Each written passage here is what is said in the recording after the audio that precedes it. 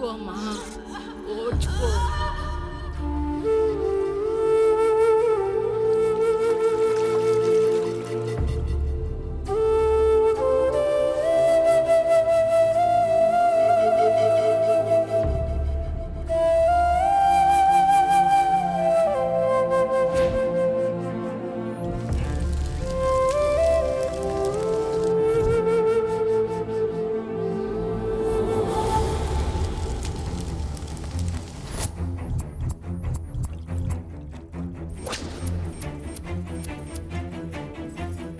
కొంచెం ఓర్చుకో, ఒక గంట ఆగితే ఆ దేవుడు కరుణిస్తాడు.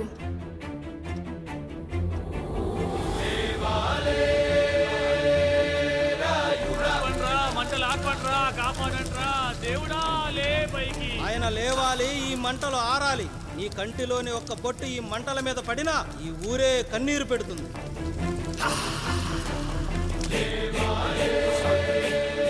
ఈరోజు మనూరాచార్య నా వల్ల గోదావరిలో కలిసేలా ఉందిరా. భగవంతుడా, ఒక్క 5 నిమిషాలు, ఒక్క 5 నిమిషాలు నా ఈ పిల్లడ బిగించి తండ్రి. సన్నని చిరుకులు వడగలుగా మారి పిడుగుల రూపంలో బయటకు వస్తున్నాయిరా. నాలోని బాధ అనిచేది ఇప్పుడు. ఇంకొక 5 నిమిషాలు అంతే, నీళ్ళు సిద్ధంగా ఉంచుకోండి. ఆగు, ఎవరు చెప్పారా డెలివరీకి టైం అయిందని? ఆ దేవుడు నిద్ర లేచే వరకు ఈ ఊరు ఒత్త కూడా పోసుకోదు. ఇంకా 5 నిమిషాలు లేట్ అయితే ఆవిడ పేరు ముందు లేటు పడుతుంది. అది చచ్చినా ఆ బిడ్డ వచ్చినా ఆ దేవుడు మంచం దిగి నేల మీద పడ్డాకే నీ కత్తి దాని ఒంట్లో దిగాలి. శభాష్ రా సమ్రా. ఇంకా నా వల్ల కాదురా, నా వల్ల కాదు. ఒక్క చుక్క కింద పడ్డా నేను చంపేస్తానురా. గొంతులో ప్రాణం పైకి పోవాలి గాని గుంటలో నీళ్లు కిందకి రాకూడదు. దేవుడు లేస్తాడు, 5 నిమిషాల్లో లేస్తాడు. ఓర్చుకో.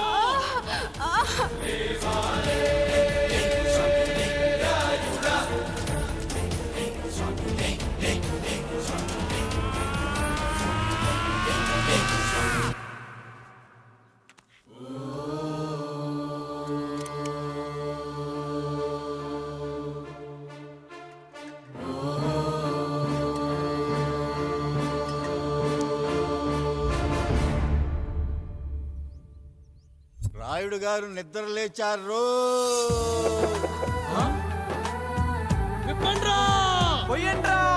నీవు శారదా లగెత్తండి.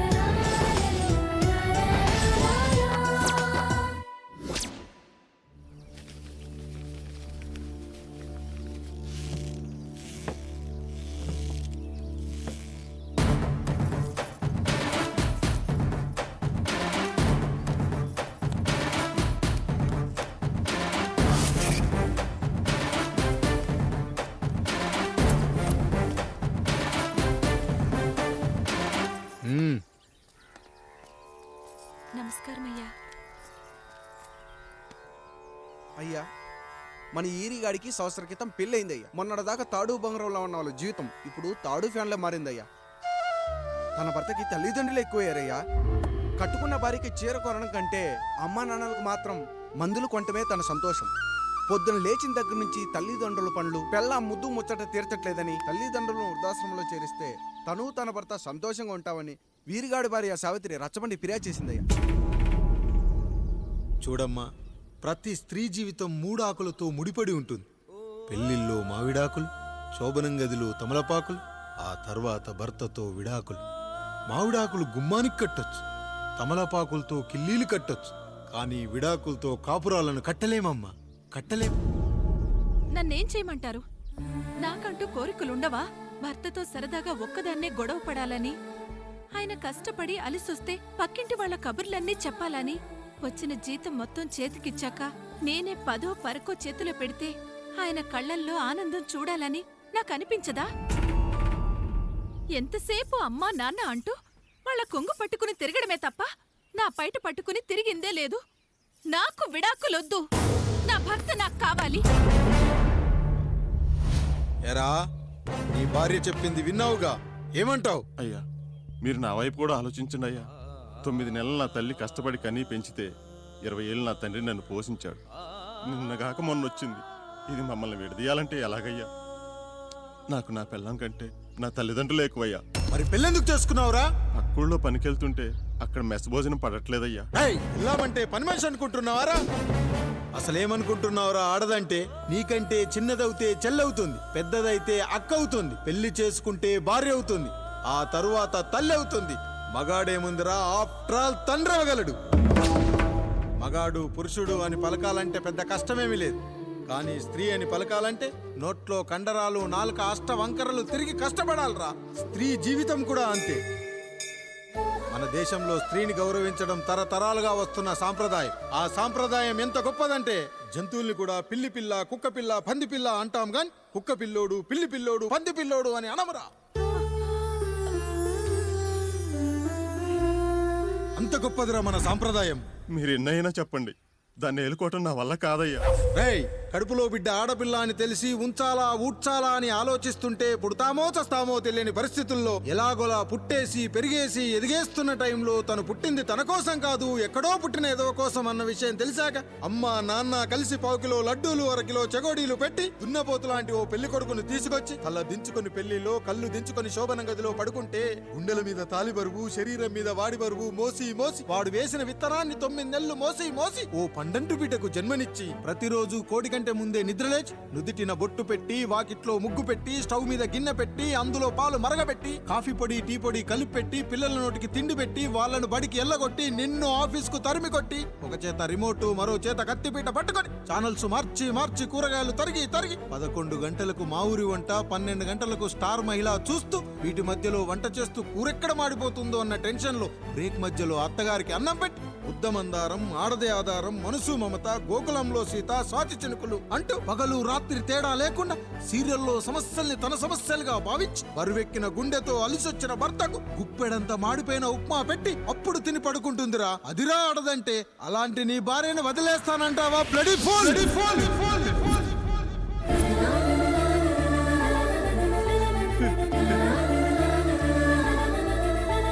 ఒక గుక్కలో ఆడదాని గురించి చెప్పాలంటే నాకు 3 నిమిషాలు పట్టిందిరా. 3 ముళ్ళేసిన నీకు ఆడదాని గురించి తెలియాలంటే ఎన్ని జన్మలెత్తాలరా? అయ్యా అయ్యా, నా తప్పు నేను తెలుసుకున్నానయ్యా. నా తల్లిదండ్రులు నేను వదిలేస్తానయ్యా. నా పిల్లల్ని నాకు ఇప్పించుండయ్యా. నువ్వు తప్పు మీద తప్పు చేస్తున్నావు. నీ భార్యను తిరిగి ఏలుకోవడానికి నీకు హక్కు లేదు. ఈ రాయుడు తీర్పిస్తున్నాడు. ఈ ఈరిగాడు మాత్రం తమ తల్లిదండ్రులతో ఉండాలి, కానీ ఈవిడకు మాత్రం భర్త కావాలి. ఈమెకు అభ్యంతరం లేకపోతే నేను పెళ్లి చేసుకుంటాను.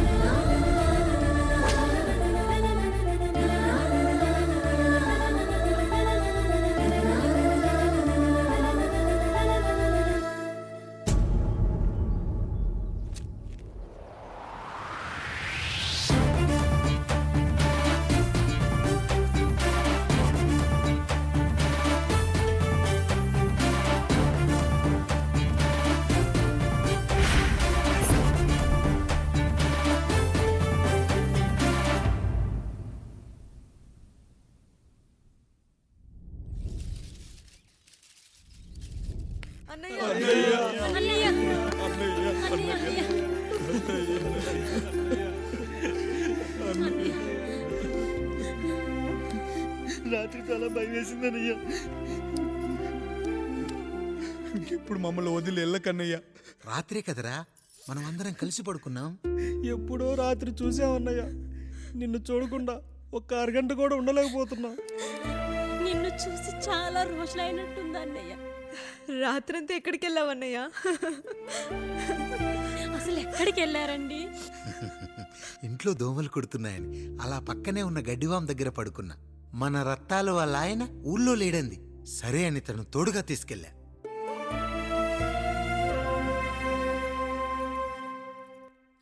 సావుకటే మీ కుటుంబం నుంచి మిమ్మల్ని విడదీయాలయ్యా. అప్పటి వరకు మేము కళ్ళు తెరిస్తే మా కళ్ళ ముందు ఉండాలి, కళ్ళు మూస్తే మా కళ్ళలో ఉండాలయ్యా. నమస్కారం రాయుడు గారు.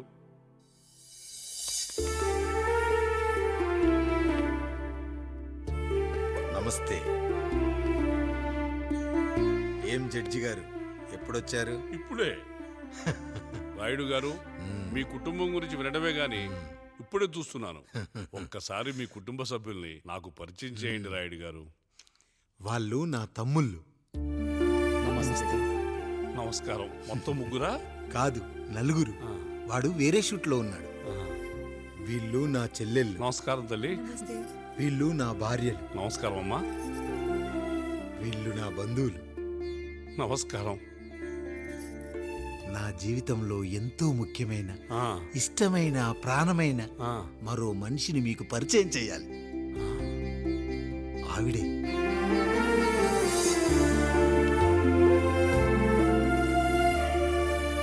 నమస్తే తల్లి. ఆవిడ మా పని మనిషి. తను వాళ్ళ అమ్మాయి. నాకు కూతురు లాంటిదే.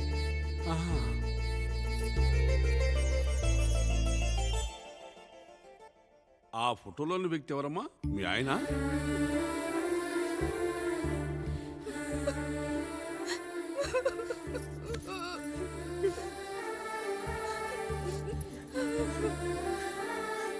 చనిపోయారా?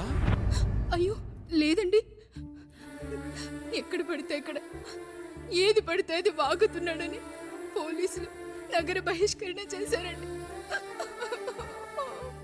మళ్ళా ఎప్పుడొస్తాడు? నెక్స్ట్ సీన్కి వచ్చేస్తాడండి. ఈ అనుబంధాలు, ఆప్యాయతలు చూసిన తర్వాత నాకు ఒక కోరిక కలుగుతుంది రాయుడు గారు.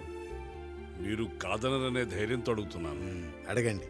నాకు ఒక్కతే కూతురు. ఆమెని మీ కుటుంబంలో సభ్యురాలుగా చేసుకుంటారని. తప్పకుండా. నా భార్యలకు అభ్యంతరం లేకపోతే తనను నేను పెళ్లి చేసుకుంటా.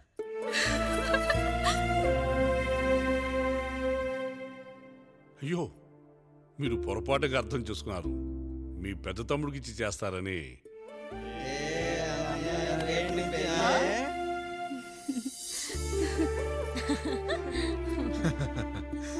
తప్పకుండా తప్పకుండా ఒక మంచి రోజు చూసుకొని మీ ఇంటికి అమ్మాయిని చూసుకోవడానికి వస్తాం. ధన్యుణ్ణి రాయుడు గారు, ధన్యుణ్ణి. రండి రండి రాయుడు గారు. మీలాంటి పెద్దలు మా ఇంటికి వచ్చి మా అమ్మాయిని మీ కోడలుగా చేసుకోవటం. ఇంకా రాయుడు గారు ఏంటి బావగారు? బావగారు అని పిలవండి. సంతోషం. రండమ్మా.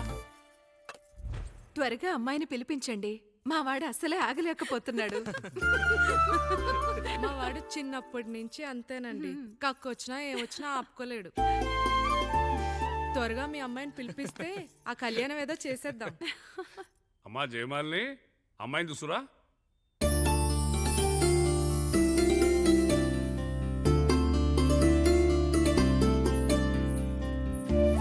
కూర్చోమ్మా. నువ్వు కూడా అబ్బాయిని చూడమ్మా.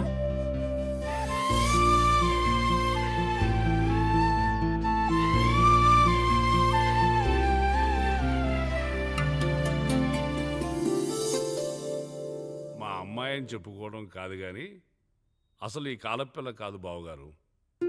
రాత్రంతా బయట తిరిగినా కోడి కుయ్యకు ముందు ఇంటికి వచ్చేస్తుందండి. మళ్ళా ఊరంతా నిద్రలేగిస్తే తప్పుగా అనుకుంటారు కదా. తను తిరిగే స్నేహితుల్లో పచ్చి తాగుబోతులు, తిరుగుబోతులు ఉన్నారు. కానీ ఆ విషయాన్ని తన మనసులోనే పెట్టుకుంటుంది కానీ స్నేహితుల గురించి ఎప్పుడూ చెడుగా చెప్పింది లేదు బావగారు. దీని చిన్నప్పుడే నా భార్య కారు డ్రైవర్తో కలిసి పక్క సందులోనే కూరగాయల మార్కెట్కి వెళ్ళి తప్పిపోయారు. అప్పటి నుంచి ఎంత వెతికించినా మా డ్రైవరు కనపడలేదు, నా భార్య దొరకలేదు.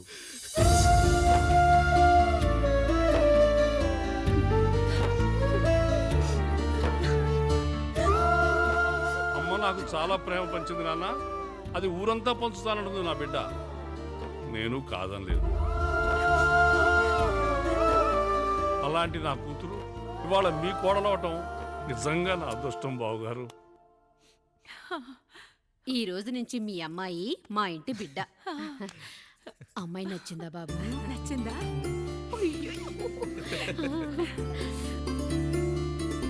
వాడికేం తెలుసు అన్నయ్య గారు, చిన్న పిల్లాడు. ఇప్పటికీ ఆకుని చెవులో పువ్వుని నోట్లో పెట్టుకొని తిరుగుతూ ఉంటాడు.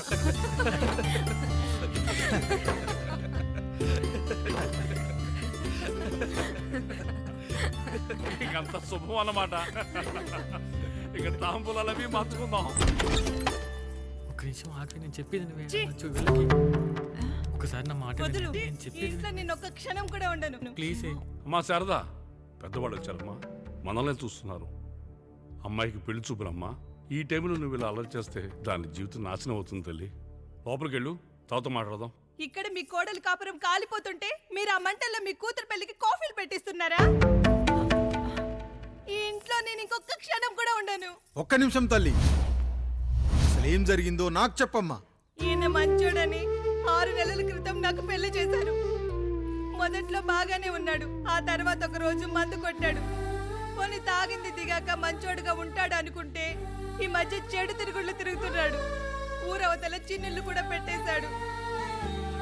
మీరే చెప్పండి రాయుడు గారు, ఈ ఇంట్లో నేను ఉండాలా, వెళ్ళిపోవాలా, ఈయన్ని వదిలేయాలా, అక్కర్లేదా?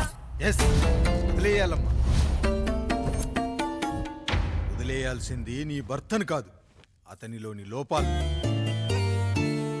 ఆశ్చర్యపోతున్నావు కదూ?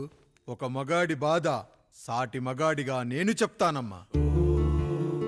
ఆడదాని ప్రేమ వెలిగించిన అగరొత్తి లాంటిది. ఒకడు వెలిగించగానే కొన్ని గంటల్లో బూడిదైపోతుంది. కానీ మగాడి ప్రేమ దీపం లాంటిది.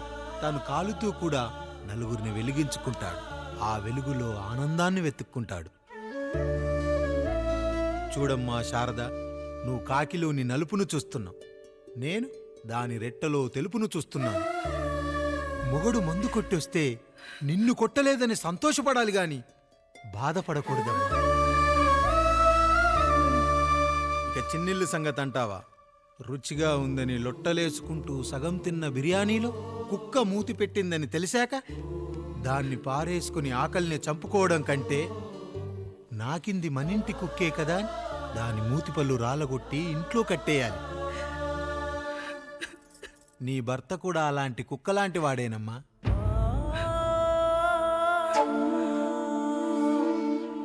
ఆడదానికి వయసొచ్చాక 3 ముళ్ళేసుకొని 90 ఏళ్ల జీవితం గురించి కలలు కంటుంది. అదే మగాడు 3 ముక్కలాడి 90 ml మందేయాలని కలలు కంటాడు. హౌస్లోనికి హౌస్ కీపింగ్కి తేడా తెలియని అమాయకపు జాతి అమ్మా మా మగజాతి. పండగ పూట తినే పాయసం రుచి గురించి మీకు తెలిసి ఉండొచ్చు. కానీ గరళం కంటే చేదుగా ఉన్న బ్రాందీని కక్కలేక మింగలేక తాగే ఆ బాధ ఒక్క మగాళ్లకు మాత్రమే తెలుస్తుంది. కష్టాల్లో ఓదార్చిన మందును సుఖాల్లో మర్చిపోకూడదని తాగడమే కాని మాకు మాత్రం తాగాలని ఆశుంటుందా తల్లి? చివరిగా ఒక్క మాట, కష్టాలు పొంగల్లో మిరియాల్లా మనకే వస్తాయి, కానీ సంతోషాలు ఉప్మాలో జీడిపప్పులా పక్కనోడుతూ ఉంటాయి. ఎదుటివాడి ఉప్మాలో కూడా పనికిరాని కరివేపాకుంటుందని సర్దుకుపోవడమే జీవితమమ్మా. రాయుడు గారు, నన్ను క్షమించండి. రాయుడు గారు, నన్ను క్షమించండి. నా తప్పు నేను తెలుసుకున్నాను. ఈ రోజు నా 2 బిడ్డల జీవితాన్ని కాపాడారు రాయుడు గారు. ఈ శుభ కార్యక్రమాన్ని కూడా మీరే జరిపించండి. తప్పకుండా.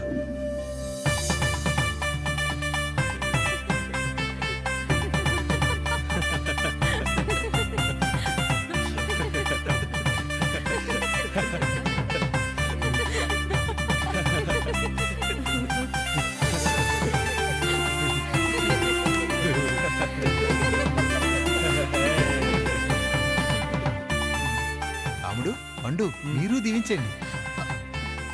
మేము దీవించండి.